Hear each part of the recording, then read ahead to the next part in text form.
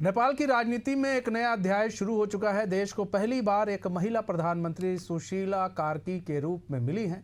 शुक्रवार की रात राष्ट्रपति ने उन्हें अंतरिम प्रधानमंत्री के रूप में शपथ दिलाई। सुशीला सुप्रीम कोर्ट की पूर्व चीफ जस्टिस रह चुकी हैं। उन्हें भ्रष्टाचार के खिलाफ अपने सख्त रवैये के लिए जाना जाता है। 2017 में उनके खिलाफ महाभियोग लाया गया तो देश भर में विरोध की लहर दौड़ गई थी। सैकड़ों छात्र, महिलाएं और आम नागरिक काठमांडू की सड़कों पर उतर आए थे। सुप्रीम कोर्ट ने भी कार्की के पक्ष में फैसला सुनाया था। दिलचस्प बात यह है कि सुशीला के पति ने 52 साल पहले एक प्लेन हाईजैक किया था। उस वक्त इस घटना को भारत में भी खूब चर्चा मिली थी। कार्की ने शिक्षिका से जज और प्रधानमंत्री बनने तक का सफर तय किया। भारत और नेपाल के रिश्तों पर उन्होंने कहा कि दोनों देशों के संबंध बहुत पुराने हैं। सरकारें चाहे बदलती रहें, लेकिन दोनों देशों की जनता का रिश्ता बेहद गहरा है। भारत ने हमेशा नेपाल की मदद की है और दोनों देशों के बीच गहरी आत्मीयता और प्रेम है।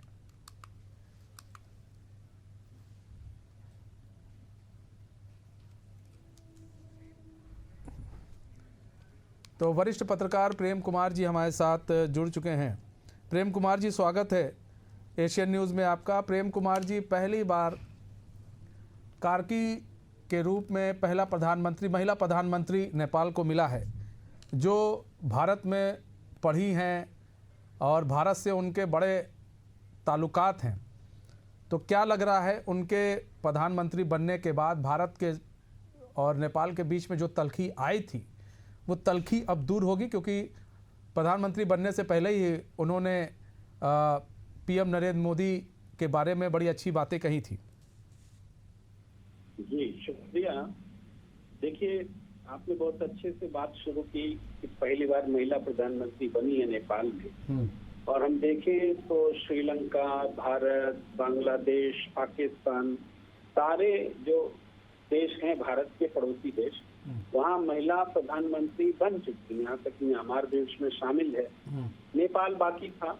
नेपाल में भी ये शुरू हुआ, हालांकि ये तदर्थ व्यवस्था है, लेकिन हमारे लिए ये महत्वपूर्ण इसलिए है कि नई प्रधानमंत्री कार्की जी BHU से पढ़ी हैं, भारत की आबो हवा से परिचित हैं और नेपाल में जो एक लंबी परंपरा रही है, जहां राजशाही से लोकतंत्र, जब से लोकतंत्र की ओर बढ़ा है, हालांकि लोकतंत्र स्थापित होने में उसका जैसे तीर्थ निकलता है तो थोड़ी दिक्कत होती है। वैसे नेपाल को भी दिक्कतों का सामना करना पड़ा है, लेकिन फिर भी ये बहुत अच्छा है कि जैसे बांग्लादेश में जो नतीजे आए उससे बेहतर नतीजे नेपाल में दिख रहे हैं कि 2-4 दिन के उपद्रव के बाद एक सरकार फिर से डेमोक्रेटिक रास्ते पर चलने के लिए बनी है और उसने प्रतिबद्धता दिखाई है भारत के से अच्छे सहयोग की, मित्रता की। भारतीय प्रधानमंत्री नरेंद्र मोदी जी ने भी ट्वीट करके इस प्रतिबद्धता में हामी भरी है। लेकिन एक बात है कि हमें यह भी देखना होगा कि भारत में कई लोग कुछ इस तरह से बयान दे देते हैं, जैसे हाल में सम्राट चौधरी जी ने दिया है, बिहार के डिप्टी CM है। उन्होंने कहा कि मतलब कांग्रेस ने अगर गलती नहीं की होती तो नेपाल भारत का अंग होता। तो नेपाल भारत का अंग होता, इस बात को कोई नेपाली बर्दाश्त नहीं कर सकता। हम भी नहीं कर सकते कोई अगर कहे कि भारत किसी का अंग होता। तो इस तरह की बातें बोलना गलत संदेश जाता है, उसको भी रोकना पड़ेगा। और जो बीते दिनों भारत विरोधी गतिविधियां नेपाल में दिखी हैं, उससे जो रिश्ते खराब हुए हैं, उसको ठीक करने के लिए अतिरिक्त प्रयास करने की जरूरत होगी। तो फिर भी उम्मीद जो है, हमें लगता है कि एक अच्छी सरकार, फिर से चुनी हुई सरकार आएगी कार्की जी के नेतृत्व में। जो बफर टाइम है नई सरकार आने से पहले का बफर। अच्छा, इसी को देखते हुए कि नेपाल के साथ रिश्ते अच्छे हो जाएं, क्योंकि कार्की जो जी हैं, चूँकि भारत से पढ़ाई लिखाई उन्होंने की और काफ़ी संबंध रहे हैं, बात की जाए भारत और नेपाल में इनके अच्छे संबंध रहे हैं, और पार्टी लाइन से बात की जाए या फिर सरकार से बात की जाए तो अच्छे संबंध हैं। तो ऐसे में इसलिए भी ज़रूरी हो गया था नेताओं को ये रोकने के लिए, क्योंकि साफ संदेश दे दिया गया था बीजेपी की तरफ से कि कोई भी उल जुलूल की बात नहीं करेगा। किसी को कुछ भी कहना होगा तो JP नड्डा से वो जब संपर्क कर लेगा, उनसे पूछ लेगा, तब जाकर वो अपनी बातों को रख सकता है। ताकि जो संबंध बिगड़े थे नेपाल के साथ हमारे वो अच्छे हो सके, क्योंकि भारत भी चाह रहा है अब नेपाल के साथ उसके रिश्ते अच्छे हो सकते हैं। और चीन जिस तरह से दखल अंदाजी कर रहा था नेपाल के अंदर पिछले कुछ सालों से केपी ओली की सरकार में, उससे बाहर निकाला जा सकता है नेपाल को। जी बिल्कुल, आप सही कह रहे हैं। एक ऐसे समय में जब ग्लोबल रीपोजिशनिंग हो रही है, देशों के बीच में अलाइनमेंट नए सिरे से गढ़े जा रहे हैं, तो ऐसे में नेपाल का वापस भारत के साथ आना बहुत जरूरी है। दक्षिण एशिया की राजनीति में चीन का वर्चस्व बढ़ा है। भारत सार्क देशों के बीच जो रिश्ते होते थे, भारत गुटनिरपेक्ष देश का नेता हुआ करता था, उस स्थिति में कमी आई है। हमारे सारे जो कारोबारी रिश्ते और होने चाहिए थे, उस पर चीन का दखल बढ़ा है। उसमें नेपाल चूंकि हमारे हम दोनों देशों के बीच है, चीन और भारत के बीच है, और इसलिए इनका महत्व बहुत ज्यादा है। सांस्कृतिक रूप से, धार्मिक रूप से, पड़ोसी देश के रूप में हर तरह से नेपाल जो है भारत के लिए बहुत महत्वपूर्ण है। इसलिए ये स्वागत योग्य एक तरह से कदम भी है और घटना भी है, परिवर्तन।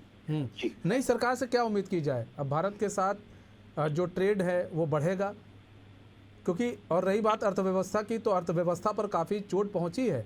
नेपाल में जिस तरह का प्रदर्शन हुआ उसके बाद अर्थव्यवस्था पर बड़ी चोट पहुंची है, तो क्या संभल पाएगा?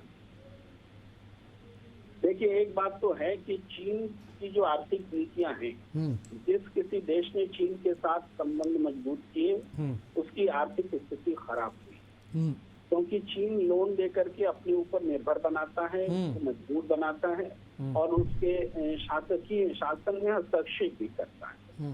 तो इतना आसान भी नहीं है कि चीन का प्रभुत्व एक झटके में खत्म हो जाए, लेकिन जनता जब परिवर्तन करती है तो जनता ही सब कुछ करती है। और अभी जो शासन में आई है प्रधानमंत्री जी, उनका भारत से अच्छा संबंध है। हम उम्मीद ही कर सकते हैं कि भारत के साथ में वो संबंध फिर से बहाल होंगे जो पहले हुआ करते थे। जो हम कहते हैं रोजी बेटी का जो संबंध है भारत नेपाल के बीच में, जो हमेशा रहा है, तो वो जो संबंध में तल्खी आई है, अब इनके आने से, कार्की जी के आने से वो संबंध जो है और बेहतर होंगे, प्रगाढ़ होंगे। जी बिल्कुल, हम ऐसी उम्मीद करते हैं, क्योंकि जनता ने कार्की जी को ये पोजीशन दी है और जनता परिवर्तन चाहती थी, और हम इसको मान के चलते हैं कि भारत के साथ पुराना संबंध बहाल करना हम दोनों देश की जनता चाहती है। हम उम्मीद करते हैं कि ऐसा होगा, उस दिशा में हमारे कदम बढ़ेंगे।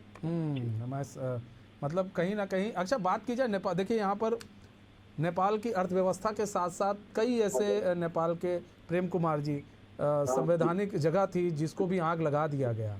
बहुत सारी चीज़ें थी, भ्रष्टाचार था, नौकरी थी, रोजगार था।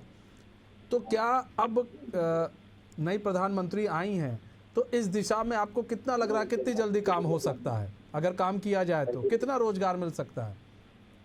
अच्छा, एक चीज़ और भी हम जानना चाहेंगे, जैसे गोरखा की जो हम लोग के यहाँ वो होता था पहले, भाई गोरखा रेजिमेंट था, उसमें वो लोग आते थे, गोरखा के लोगों की भर्ती होती थी, उस पर भी रोक लगा दी गई थी। तो क्या अब ये चीज़ें चालू होंगी?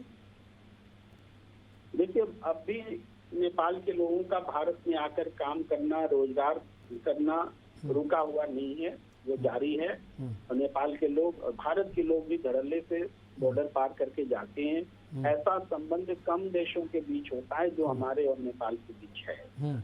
अर्थव्यवस्था का बिगड़ना भी अचानक नहीं होता है और अर्थव्यवस्था का सुधरना भी अचानक नहीं होता है।